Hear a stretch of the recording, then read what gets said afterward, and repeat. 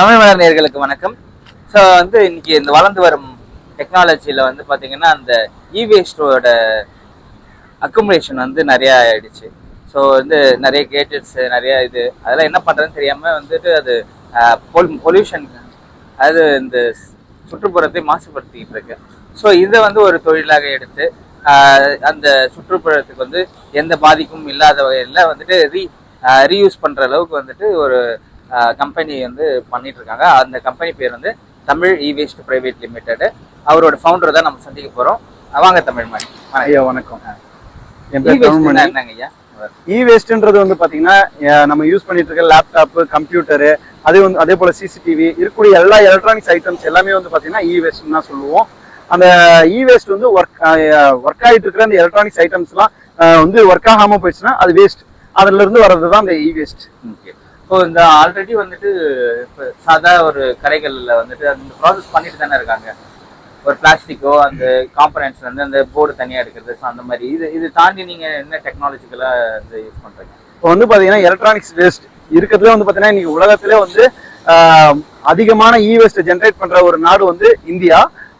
அதிகமான electronics waste generate பண்ற இரண்டாவது பெரிய மாநிலம் தமிழ்நாடு. இப்ப நீங்க சொல்லிட்டு இருக்கிறீங்க பல காலங்கடையெல்லாம் இந்த போர்டெல்லாம் எடுக்கிறாங்க போறாங்கன்னு சொல்லிட்டு. ஆனா எலக்ட்ரானிக்ஸ் வேஸ்ட் அதுல நிறைய தேவையற்ற, அதாவது பாதிப்பை ஏற்படுத்தக்கூடிய நச்சுத்தன்மை வாய்ந்த மூலப்பொருட்கள்லாம் அதுல இருக்கும். அப்ப அந்த மூலப்பொருட்கள்லாம் சரியான முறையில ரீசைக்கிள் பண்ணணும். அதுக்குன்னு சில டெக்னாலஜி எல்லாம் இருக்கு. அந்த டெக்னாலஜி மூலயமா அந்த ரீசைக்கிள் பண்றதுனால சுற்றுச்சூழல் எந்த மாசும் ஏற்படுத்தாது. அப்படி ஒருவேளை இந்த அந்த மாதிரியான எரிக்கிறதோ இல்ல அதை உடைக்கிறதோ அந்த மாதிரியான விஷயங்கள் எல்லாம் பண்ணனா சுற்றுச்சூழல் ஒரு மிகப்பெரிய பாதிப்பை உண்டாக்கும். அது மூலயமா பல உடலுக்கு தேவையில்லாத ஒரு வியாதிகள்லாம் வரக்கூடிய ஒரு அபாயம் உருவாகும் அப்படின்றதுதான். அந்த வேஸ்ட்ல என்னென்ன காம்பனன்ட்ஸ் எல்லாம் இருக்கும்? வேஸ்ட்ல முக்கியமான காம்பனன்ட்ஸ் பாத்தீங்கன்னா அலுமினியம் இருக்கு, காப்பர் இருக்கு, பிளாஸ்டிக் இருக்கு, பாலிமர் இருக்கு, இன்னும் நிறைய மைனரான நிறைய காம்பனன்ட்ஸ், நிறைய உலோகங்கள்லாம் இருக்குது.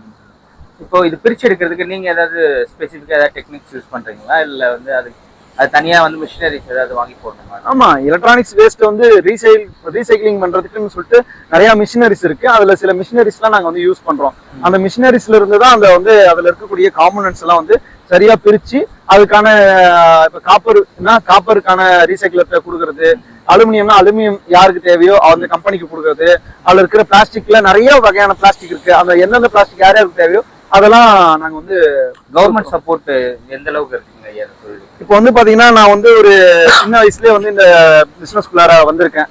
அப்படின்னு பாத்தீங்கன்னா இன்னைக்கு நான் தமிழ்நாடு கவர்மெண்டோடைய சிட்கோல தான் என்னுடைய கம்பெனி இருக்கு. அப்படி அது இல்லாம தமிழ்நாடு அரசாங்கம் புத்தொழில் புத்தாக்க நிறுவனம்ன்ற பேர்ல ஸ்டார்ட் அப் டிஎன்ற ஒரு நிறுவனம் வச்சிருக்காங்க. அது மூலயமா எங்களுக்கு நிறைய கைட்லைன்ஸ் எல்லாம் பண்ணி அது மூலயமா தான் இன்னைக்கு இந்த லெவலுக்கு நாங்க கம்பெனி வந்திருக்கிறோம்னா அதுக்கு தமிழ்நாடு அரசாங்கம் நிறைய இந்த புதிய தொழில் தூங்குவர்களுக்காக நிறைய ஸ்கீம்ஸ் வச்சிருக்காங்க. அந்த ஸ்கீம் மூலயமா நீட்ஸ்னு ஒரு ஸ்கீம்ல தான் நான் லோன் எடுத்திருக்கேன். இப்படி அரசாங்கத்தினுடைய உதவி மூலயமா தான் நாங்க இந்த ஃபீல்டுக்குள்ளாரே வந்திருக்கோம். இது இல்லைன்னா இந்த ஃபீல்டுக்குள்ளார வர்றது மிக ஒரு கடினமான விஷயம். இப்போ நீங்க இந்த தொழில் ஆரம்பிச்ச என்னென்ன சவால்கள் இதுல நீங்க அந்த கலெக்ஷன்ல இருந்து ப்ராசஸ் பண்ற வரைக்கும்? இல்ல, தொழில ஆரம்பிக்கிறதே முதல்ல சவால் தான். ஏன் சொல்றேன்னா இன்னைக்கு பணம் இருந்துச்சுன்னா ஈஸியா தொழில் ஆரம்பிச்சிடலாம்னு சொல்றாங்க. அது மட்டும் கிடையாது. பணம் இருந்தா மட்டும் தொழில் ஆரம்பிக்க முடியாது. நமக்கு ஐடியா வேணும். அந்த பிசினஸ் நம்மளால ஒழுங்கா நடத்த முடியுமா, அந்த மார்க்கெட் ஸ்ட்ராட்டஜி இருக்கா, இது நடத்தினா எந்த நஷ்டமும் இல்லாம இருக்குமா, இதெல்லாம் நம்ம பார்க்க வேண்டிய தேவை இருக்கு. நாங்க ஆரம்ப காலகட்டத்துல நாங்க எலக்ட்ரானிக்ஸ் வேஸ்ட்டை போய் நாங்க எடுக்க போக்குள்ள நிறைய பெரிய பெரிய கம்பெனிஸ் எல்லாம் எங்களோட போட்டி போட்டாங்க. பட் ஆனா அவங்க நிறைய காம்படிட்டிவா நிறைய விஷயங்கள்லாம் பண்ணாங்க. அதெல்லாம் மீறி நாங்க சில விஷயங்கள்லாம் நாங்க புதிய சில விஷயங்கள்லாம் பண்ணி தான் நாங்க இன்னைக்கு ஃபீல்டுக்குள்ளார வந்திருக்கோம். குறிப்பா சொல்லணும்னா இன்னைக்கு நாங்க கம்பெனி ஆரம்பிக்கிறதுக்காக லேண்டை பர்ச்சேஸ் பண்ணதுல இருந்து மிகப்பெரிய சவால்கள்லாம் சந்திச்சுதான் இன்னைக்கு இந்த ஸ்டேஜுக்கு நாங்க வந்திருக்கோம். சவால் இல்லாம ஒரு ஸ்டார்ட் அப் இருக்க முடியாது. பட் ஆனா ஸ்டார்ட் அப்பா இருக்கிறவங்க சவால்களை சந்திச்சாலும் அரசாங்கம் நிறைய ஸ்கீம்ஸ் வச்சிருக்காங்க. அந்த ஸ்கீம்ஸ் எல்லாம் ஃபாலோ பண்ணி வந்தனா நிச்சயமா நம்ம ஒரு நல்ல ஸ்டேஜுக்கு வரலாம் அப்படின்றதுதான். உங்களோட இலக்கு எவ்வளவு பேருக்கு எம்ப்ளாய்மெண்ட் ஜெனரேஷன் பண்ண, எவ்வளவு பொட்டன்ஷியல் இருக்கு ஃபியூச்சர்ல இந்த தொழிலுக்கு? இந்த ஃபீல்டு யாராலையும் அழிக்கவே முடியாது. ஏன்னா உலகத்துல குப்பைன்னு ஒண்ணு கிடையாது. குப்பைன்ற ஒரு பொருள் வேற ஒருத்தவங்களுக்கு யூஸ் ஆகிற ஒரு விஷயம்.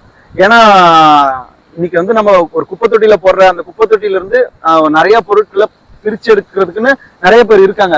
அப்படி இருக்கக்கூடிய சூழல்ல இந்த ஃபீல்டை யாராலும் அழிக்க முடியாது. டெக்னாலஜி இருக்கிற வரைக்கும் இந்த தொழிலை யாரும் அழிக்க முடியாது.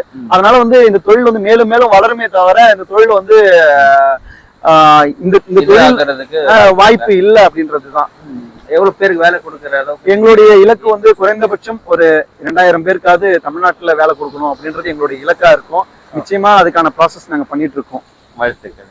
நன்றி, வணக்கம். நன்றி நேயர்களே.